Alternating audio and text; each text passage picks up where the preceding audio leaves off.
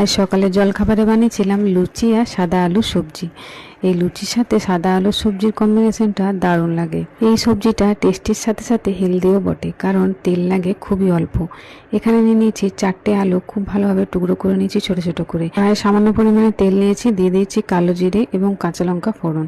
তারপর কেটে রাখা আলুগুলো দিয়ে কিছুক্ষণ ভেজে নেব। তারপর এখানে দিয়ে দিচ্ছি সামান্য পরিমাণে আদার কাঁচা গন্ধটা যাওয়া পর্যন্ত হাই ফ্লেমে 2 মিনিট পর্যন্ত ভেজে নেব। এরপর এখানে স্বাদমতো লবণ দেওয়ার পর কিছুক্ষণ ভাজার পরে দিয়ে দিচ্ছি এখানে পরিমাণ মতো জল দিয়ে এটা ঢাকা দিয়ে রান্না করে নেব বেশ কিছুক্ষণের জন্য।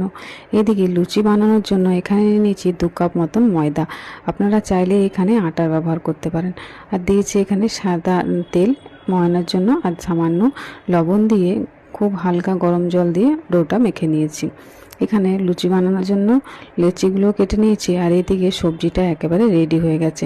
খুবই অল্প সময়ে সবজিটা তৈরি হয়ে যায়। আর এখানে লেচিগুলো কেটে নেওয়ার পর ভালোভাবে হালকা তেল দিয়ে বেলে নিলাম।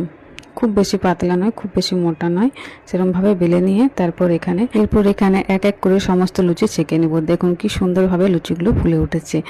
এভাবে অবশ্যই একবার সকালের জল খাবারে লুচি এবং সাদা আলু সবজিটা বানিয়ে নিতে পারেন। এটা আপনারা রুটি পরোটার সাথেও বানিয়ে নিতে পারেন। দারুণ টেস্ট হয় এবং সাথে সাথে হেলদিও একটা রেসিপি।